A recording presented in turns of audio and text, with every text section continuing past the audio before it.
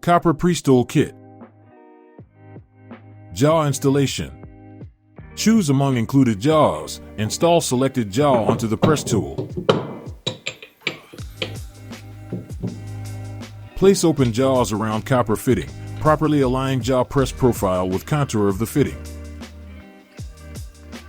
Press with impact wrench. Install the included socket onto impact wrench, then connect impact wrench with press tool. Watertight press is made in seconds. Release the press tool with reverse mode.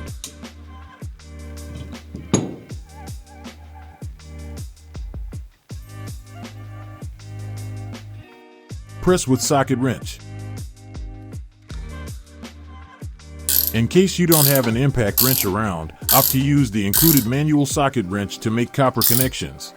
LED light indicates when a secure connection has been made.